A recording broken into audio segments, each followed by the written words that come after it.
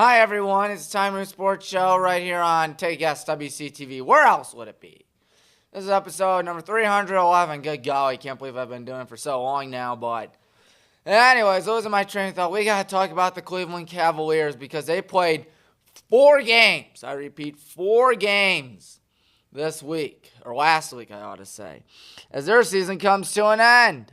Yes, sirree. Donovan Mitchell, 28.3 points per game. He ain't doing shabby. Who else ain't doing shabby? James Harden, 21 points per game, 5.4 rebounds, and 7.7 assists per game since coming here to Cleveland.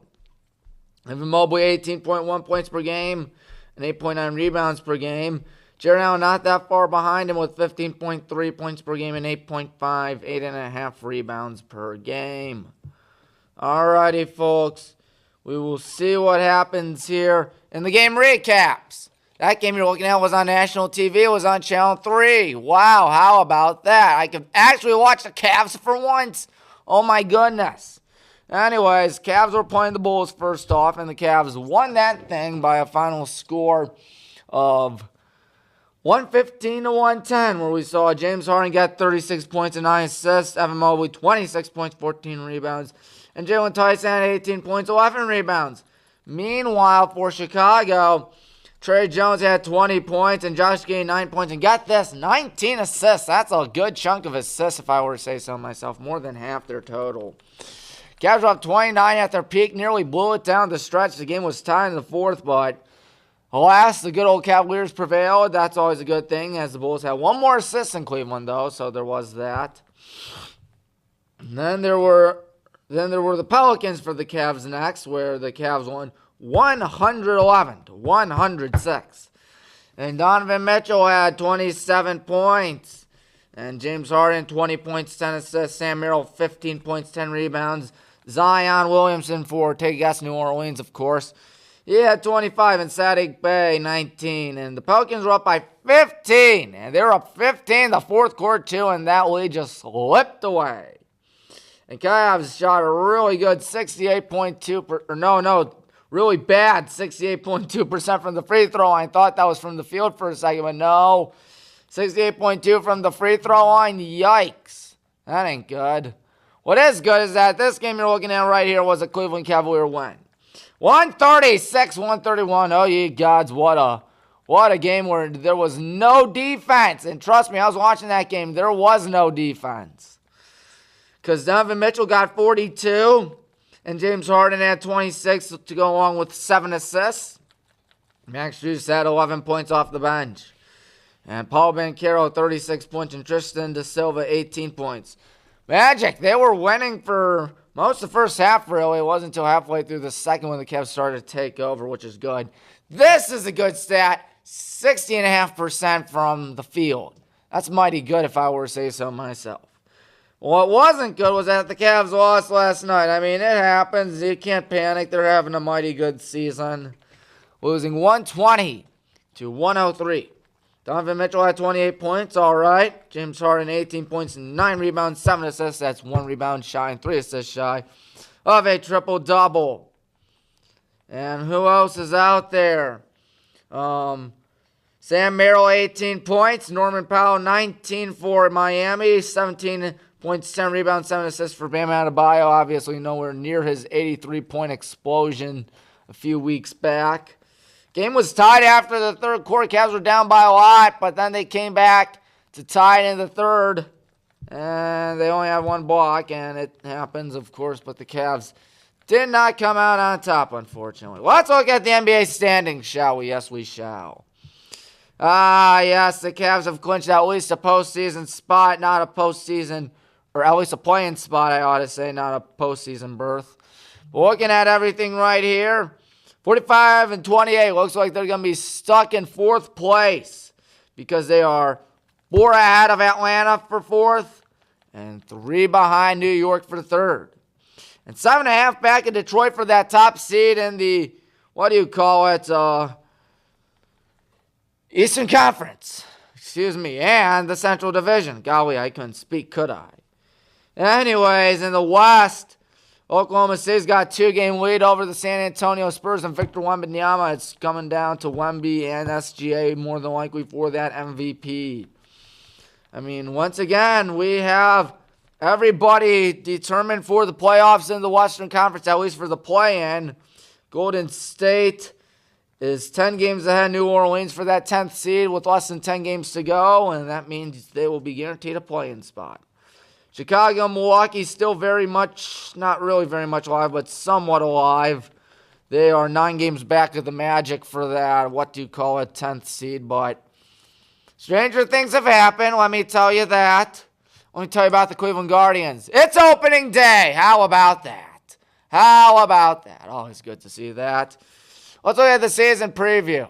Now, the Cleveland Guardians are doing a good job in spring training from what I've heard. They enter the season with hopes of three-peating the American League Central. Now, no one has run the American League Central in its history since 1994, quite like the Cleveland Guardians. More division titles than any other franchise. Hey, I'll take it.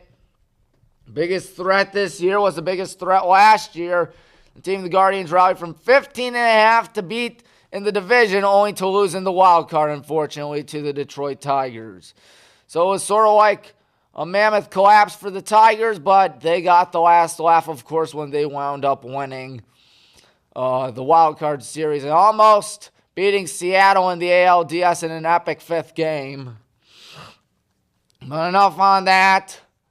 We need to see the Guardians do good. And by we, I mean us fans. Anyways, Rhys Hoskins, he's a new addition to the team. He'll do good, I think. He was with Philly and Milwaukee prior to Cleveland. So there is that. And what else? 3 outfielders. Just 3 outfielders on the current roster right now. It consists of Chase DeWater, Steven Kwan, and Angel Martinez. Jose Ramirez had that big contract extension. Hey, I'm not going to complain about that because, I don't know, Jose Ramirez is like one of the best players in baseball. But I'm pretty sure we all know that by now. We got to look at Jose Ramirez's career stats because why not? He's really good. But looking at everything, Cleveland stats, 2025 if I go out there. Or career stats, rather. Career stats. Jose Ramirez is second all-time in home runs in franchise history. His average is 8. No, that's Manny Ramirez, actually, not Jose Ramirez. Where's Jose Ramirez? He is 33rd all-time in career average with a 279 average. Not too shabby. He's a switch hitter, as you know by now. In RBIs, he's second all-time. He passed Jim Thome there. Roll Averill is all-time, is the number 1 all-time. Jose Ramirez, 7th in franchise history with hits. Doubles, he's 3rd all-time, 398. Triples, he is nowhere to be found. He's tied with Grady Sizemore for 24th all-time. And walks, he is 9th all-time. Carlos Santana is 2nd all-time. Wow, that's something. That's quite the throwback if I were to say so myself. Ramirez is also 8th all-time for career strikeouts, but obviously nobody cares because the dude is just so darn incredible. Yeah, Jose Ramirez, what is he in stolen bases? I forgot to look that up too. He is, let's see here, stolen bases. 2nd all-time, only guess who? Kenny Lofton. But Jose Ramirez can do something pretty cool this year. And he can reach 300 career home runs, 300 career stolen bases. Now it looks like quite the possibility, in my opinion.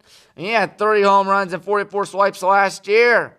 He should easily get to 300 home runs and 300 stolen bases. If he doesn't, that would be quite the crying shame. Tanner Bybee's starting tonight for the good old Guardians against Logan Gilbert. Now, the first few series, let's look at that Guardians schedule. Yeah, we should look at that schedule because it is not going to be easy to start it. You got Seattle, a team that was 8 outs away from making the World Series last year. Then you got the back-to-back world champion Los Angeles Dodgers, who got even better this year. They got Yoshinobu Yamamoto bobblehead night as Yoshi. Yeah, you know, everyone's favorite green dinosaur. Let me show you folks Yoshinobu Yamamoto bobblehead, but you got the gist. Hold on, man. I just got to get for a second. It's in promotion of the new Mario Galaxy movie, which looks really awesome in my opinion. Yeah, here it is. Look. It's Yoshi, my favorite Mario character. That's Yoshinobu Yamamoto. Notice he's one of the 18. Yeah, that might be the only cool thing the Dodgers are doing this year other than stealing everybody, which is not cool, of course. Donald Glover's voicing Yoshi. That's going to be so fun to listen to him. He's doing a good job as the voice of Yoshi. He sounds like him. Yoshi lays eggs even though he's a boy. That makes no sense. That's driven me nuts for so long. I ask my friends and family, how is that even possible? And they don't know. Enough on Yoshi and Mario, because opening day for the Guardians is April 3rd, Good Friday, against the Chicago Cubs. And then that'll be Easter weekend, of course, then the Kansas City Royals. Looking at everything, when do they play the Tigers for the first time this year? Let me check. It will be May 18th at Comerica Park. Comerica Park, always a good place to be. From what I recall many, many years ago going back there, I got caught up in the rides and amusement park inside that stadium. Of course, the Tigers are known for playing a lot of day games. I know that for a fact. Let's see how many day games they got this year. They got a considerable amount of them, just judging by the looks of it, mainly on the last games of the series. Well, that's just Detroit for you, folks. They love their day games. They usually lead the league on behalf of the Cubs. Of course, that's tradition, speaking for the Cubs. So we saw that start up for the Guardians. It won't be easy, but hopefully they have what it takes to make the playoffs again. I think they should make the playoffs again. They always find a way. Don't count out Steamboat. Don't count out any of the Guardians. Yeah, Logan Gilbert going on the mound for the Seattle Mariners. And going on the mound is Tanner Bybee. But who else is out there? Luke Raley could be in the lineup today for Seattle. He is a Highland alum, graduated in 2013. My good friend from Highland. He is next door neighbors with him. But anyways, we got to go talk more about how many days till August 21st. It's 148 days. You do the math, that is, I believe, 21 weeks in one day. It is 21 weeks in one day. How about that? It's going to be really exciting. Highland Walsh Week 1. Are you serious? That's going to be the biggest game in the state. And can we do it? I pray to God we can do it. I pray to the good Lord we can do it, because it won't be easy. Anyways, folks, that's just all we have for Tommy Maroon Sports Show. I'd like to remind you, next week, we talk about the Guardians. We talk about the Cavaliers. We're talking about maybe high school sports and maybe the Mario movie, because I love Mario, but I'm pretty sure we all knew that by now, because remember when COVID was around, I was playing Mario games while hosting the show at home because, I don't know, COVID was a thing. Oh, boy. Timer, thanking you folks for watching. I hope to see you next week. So long, toodles. Goodbye. You are watching WCTV, Wadsworth Community Television.